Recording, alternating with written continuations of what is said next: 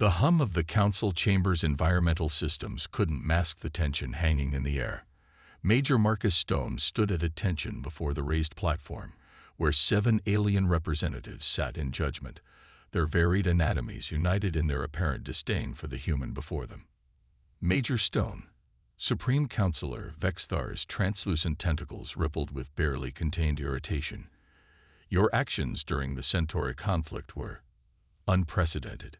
The Hadrian's bioluminescent patches pulsed a deep crimson. While effective, they demonstrated a complete disregard for established protocols. Marcus maintained his rigid posture, jaw clenched. He'd saved thousands of lives by disobeying those precious protocols, including many of the council members' own species. The fact that he'd embarrassed several high-ranking military commanders in the process was, of course, purely coincidental. The council has reached a decision regarding your future service. Delegate Christ clicked his mandibles, compound eyes gleaming. We have a special assignment that requires your unique approach to problem-solving. Marcus didn't miss the subtle emphasis on unique. He'd heard enough backdoor politics to recognize a death sentence wrapped in diplomatic pleasantries. I serve at the council's pleasure, he responded, the words tasting like ash in his mouth. Indeed, the Arxian representative, Ambassador Eth, leaned forward, her scaled face impossible to read. You will be dispatched to Thanatos, a newly discovered planet in the Outer Rim. Your mission is to conduct a comprehensive survey of its resources and potential strategic value. Thanatos. Even the name was a dead giveaway. Marcus had heard whispers about it. A death world that had already claimed the lives of 3 automated survey teams. No living being had ever returned from its surface. You leave immediately, Vexthar declared. A ship has been prepared with 6 months of supplies. We expect regular reports on your findings. They didn't expect any reports. They expected him to die. One question, if I may. Marcus kept his voice level. Why me? The chamber fell silent. Finally, Ambassador Eth spoke, her forked tongue flicking between razor-sharp teeth. Your creative solutions have made many uncomfortable, Major. The Council believes your talents would be better utilized in frontier exploration. Marcus allowed himself a small smile. Of course. Thank you for this opportunity. He turned on his heel and strode from the chamber, his boots echoing on the polished floor. Behind him, he could hear the council members already moving on to their next agenda item, likely congratulating themselves on their elegant solution to the human problem. The walk to the spaceport gave Marcus time to think. The council had made one critical mistake. They'd assumed his survival instinct would be overwhelmed by his sense of duty. They'd forgotten that humans had evolved as persistence hunters, thriving in environments that would kill most species. His assigned vessel was exactly what he'd expected, a stripped-down survey ship with bare minimum systems. No weapons, basic shields, and just enough fuel for a one-way trip. The message was clear: don't bother trying to return. As Marcus ran through pre-flight checks, his mind was already racing with possibilities. The council thought they were sending him to die alone on some forgotten rock. Instead, they were giving him exactly what he needed: freedom from their suffocating bureaucracy and a chance to discover something they clearly wanted to keep hidden. Computer, display all available data on planet Thanatos. The screen filled with warning symbols and danger indicators. Atmospheric toxins, aggressive fauna, extreme weather patterns, and electromagnetic anomalies that played havoc with standard equipment. It was a perfect storm of lethal conditions. Marcus felt his pulse quicken with anticipation rather than fear. Every hostile element was also a potential advantage if you knew how to use it. The Council had chosen this planet because it was a death trap. They never considered that they might be giving him exactly the tools he needed to survive. The ship's engines hummed to life as Marcus initiated the launch sequence. On the command console, a message flashed. Launch clearance granted. Safe journey, Major Stone. Marcus allowed himself a grim chuckle. Oh, I'll be back, he promised the empty cockpit. And I'll bring something with me that'll make you regret ever hearing the name Stone. The ship rose smoothly from the landing pad, accelerating through the atmosphere until the gleaming spires of the Council City were lost in the clouds below. As he plotted the course to Thanatos, Marcus began methodically preparing for what was to come. The Council had given him 6 months of supplies. He'd make them last a year if necessary. They thought they were writing his epitaph. Instead, they were about to learn why humans had earned their reputation as the most adaptable species in the galaxy. Thanatos might be a death world, but Marcus Stone intended to make it his kingdom. The stars stretched into streaks of light as the ship entered hyperspace. Somewhere ahead lay Thanatos, waiting like a coiled predator. But Marcus had a message for whatever horrors awaited him there. I am human, and I do not die easily. The first thing Marcus noticed about Thanatos was the color. Everything was wrong. The sky burned a sickly amber, crossed by ribbons of electric purple that crackled between towering storm clouds. Below, the landscape stretched out in shades of deep crimson and midnight blue, like a bruise on the face of reality. His ship's sensors screamed warnings as he began descent procedures. The atmosphere was a cocktail of toxic gases. The magnetic fields were playing havoc with his instruments, and the temperature fluctuated wildly between extremes that would flash freeze or incinerate unprotected flesh. Perfect, Marcus muttered, his fingers dancing across the controls. Just another day in paradise. The landing was more controlled crash than gentle touchdown. Even through the ship's reinforced hull, Marcus could hear the shriek of winds that would strip flesh from bone. The vessel shuddered to a stop in a valley between 2 mountains that looked like they'd been carved by a mad god's claws. Marcus spent the first hour running diagnostics and checking his equipment. His environmental suit was rated for the worst conditions the Council could imagine. He'd insisted on that during the rushed preparation for his mission. What they didn't know was that he modified it extensively during the journey, incorporating design elements from a dozen species survival gear. The suit's heads-up display flickered to life as he sealed the helmet. Outside temperature, 47 degrees below zero.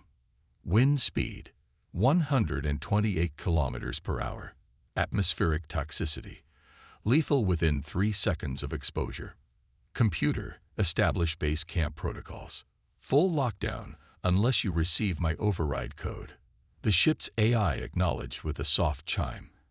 At least he'd have somewhere to retreat if things went completely sideways.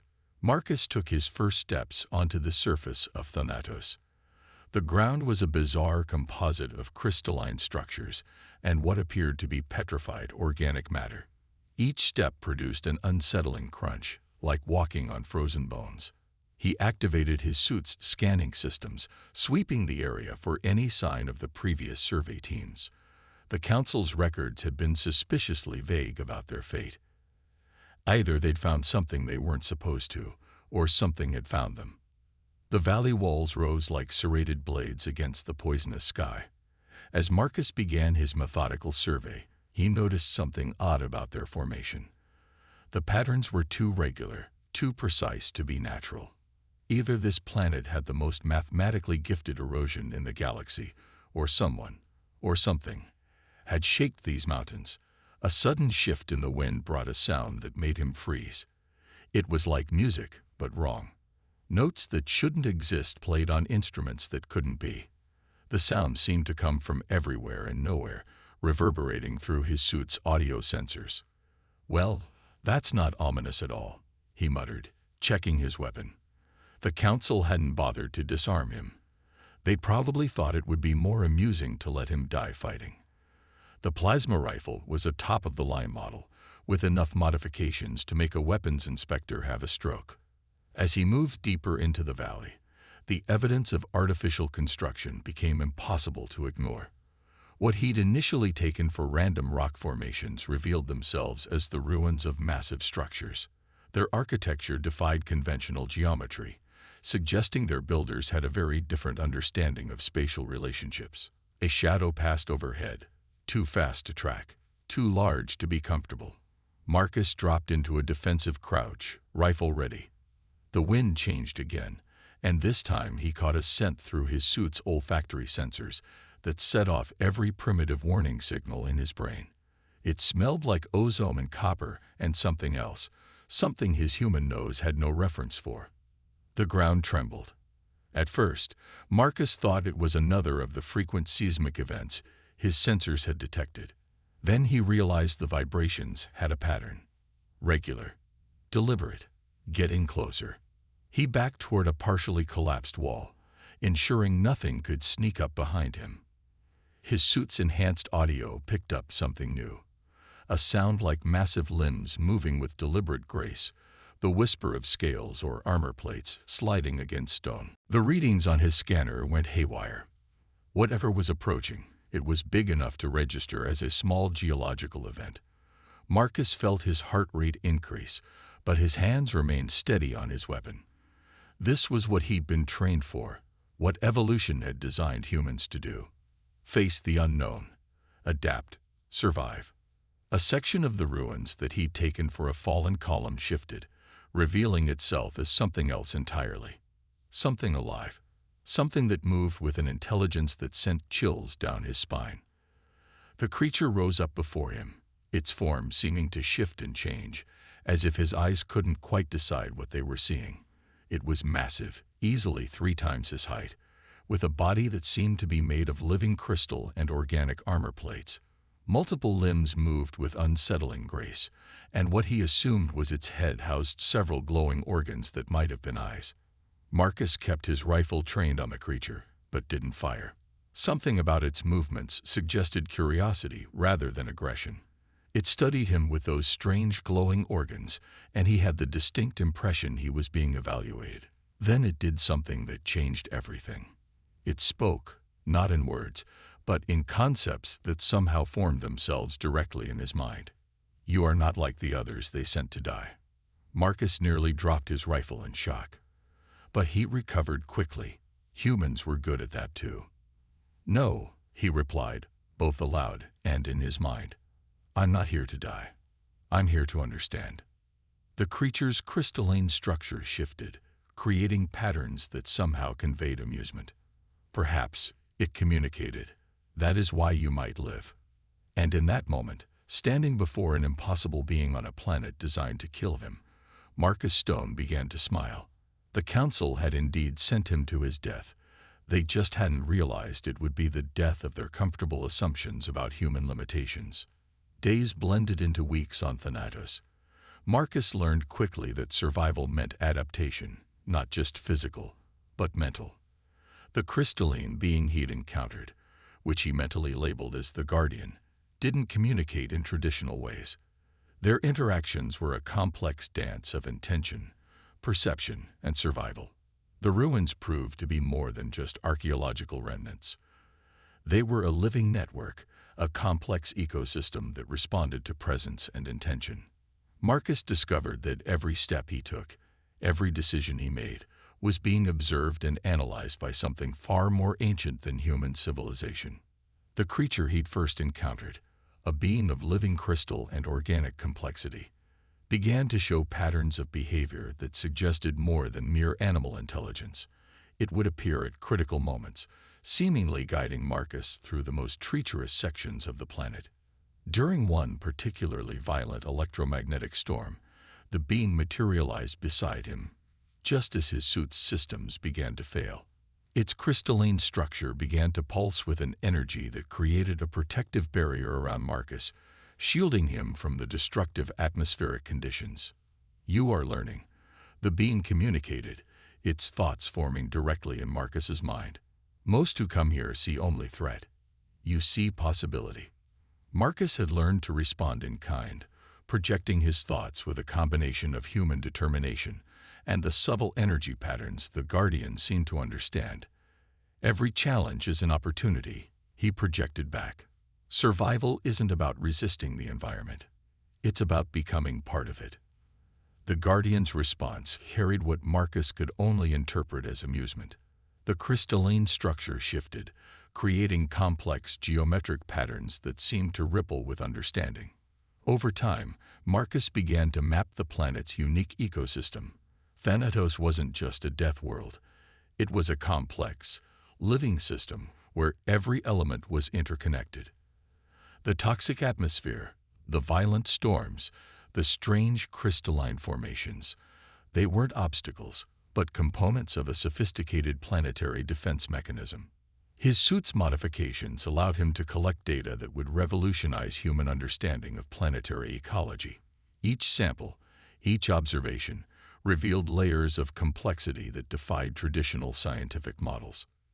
The Guardian, which Marcus had started to think of as more of a symbiotic intelligence than a singular creature, seemed to be testing him. It would present challenges that required not just survival skills, but creative problem-solving. Navigate this radiation storm, cross this region of molecular instability, survive this atmospheric pressure shift. And Marcus learned. He learned to read the planet's rhythms, to anticipate its moods, to move with its energy rather than against it. One particularly memorable encounter occurred when Marcus discovered the remnants of previous survey teams. Their equipment was scattered, their bodies long since integrated into the planetary ecosystem. But something was different about these remains. They hadn't simply died. They'd been processed, transformed. The Guardian's explanation was both terrifying and miraculous. Thanatos wasn't just a planet. It was a living system that evaluated potential. Those who came with destruction in mind were eliminated. Those who came with curiosity, with respect, were offered a chance to understand. You are different, the Guardian communicated. You do not seek to conquer. You seek to comprehend.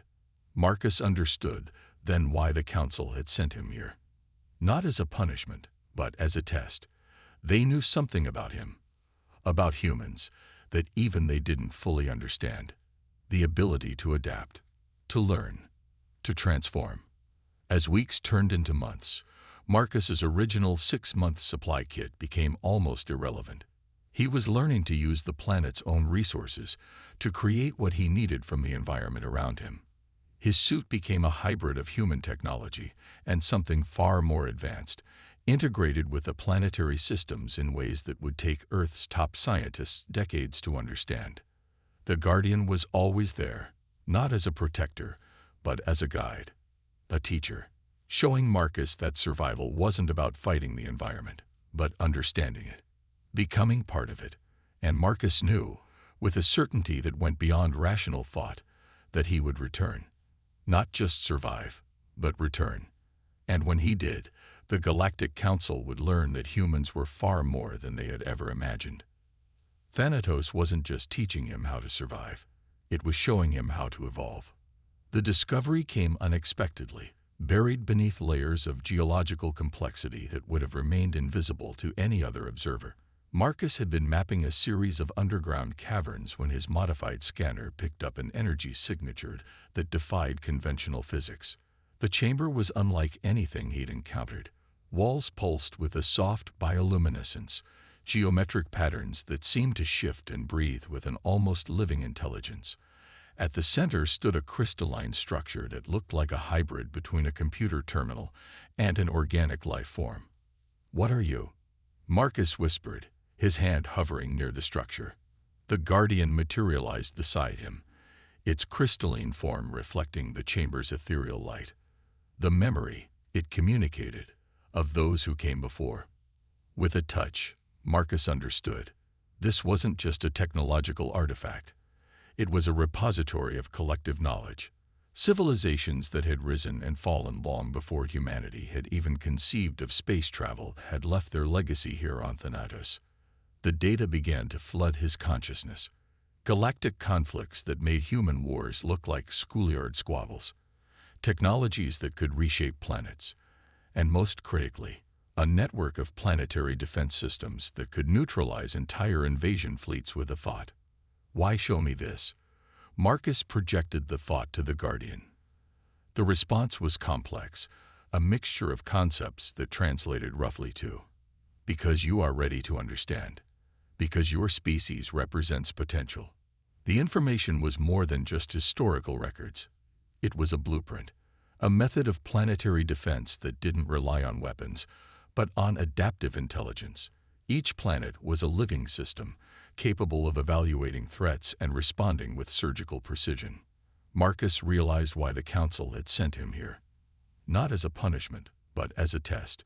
They suspected something about human potential, an adaptability that made them unique among galactic species. The crystalline structure began to change. Tendrils of energy extended, interfacing with Marcus's suit. His equipment began to transform, incorporating technologies that would take human scientists centuries to comprehend. Nanoscale modifications integrated with his suit's systems, creating a hybrid technology that was part human innovation, part something far more advanced. "You will be the bridge," the Guardian communicated. A bridge between what humanity was and what it could become. As the data transfer completed, Marcus understood the true nature of his mission. The Council hadn't sent him here to die. They'd sent him here to evolve. Tactical information flooded his mind. Weak points in galactic defense systems. Technological vulnerabilities that could be exploited. But more than that, an understanding of how intelligent species truly survived. Not through conquest, but through adaptation. The chamber began to pulse with energy. The walls seemed to breathe, geometric patterns shifting and reforming. Marcus felt something fundamental changing within him, not just his understanding, but his very perception of reality. "What happens now?" he projected to the Guardian. The response was both a warning and a promise. "Now, you return. Now, you show them what humanity truly is." Outside the chamber, Thanatos itself seemed to be preparing. The planet's electromagnetic fields began to shift, creating patterns that suggested something monumental was about to happen. Marcus knew his return would be more than just a mission report. It would be a declaration. Humanity was about to be introduced to its true potential. The Galactic Council chamber fell silent as Marcus Stone walked in. He was not the same man who had left months ago. His very presence seemed to vibrate with an energy that made the alien representatives shift uncomfortably in their seats. Behind him moved a creature that defied description. Part living crystal, part organic intelligence. The Guardian from Thanatos had chosen to accompany him, a silent testament to the transformation Marcus had undergone. "You were sent to die," Supreme Counselor Vexthar began, tentacles already preparing for a dismissive speech. Marcus interrupted with a thought projection that rippled through the chamber, silencing everyone. Images flooded their collective consciousness. The true nature of Thanatos, the planetary defense network, the potential for galactic species to evolve beyond conflict. The data was irrefutable. Technological blueprints that could revolutionize space exploration. Defensive strategies that made current military doctrines look like primitive chess games. And at the center of it all, a fundamental understanding of planetary ecosystems that could transform how intelligent species interacted with their environments. "You sent me to die," Marcus said, his voice carrying both a statement and a challenge. "Instead, I discovered our true potential." The Guardian beside him pulsed with an energy that made the chamber's sophisticated sensor systems momentarily go blind. When they recovered, the alien representatives realized something had fundamentally changed. They had sent a human to a death world. He had returned with nothing less than a roadmap to galactic evolution. The Council's carefully constructed political structures began to crumble in that moment. Humans were no longer just another species to be managed and controlled. They were a variable, unpredictable, adaptable, capable of turning certain death into an opportunity for understanding. As Marcus finished his presentation, the Guardian communicating complex technological and ecological concepts alongside him, one thing became crystal clear. The game had changed. Humanity had arrived.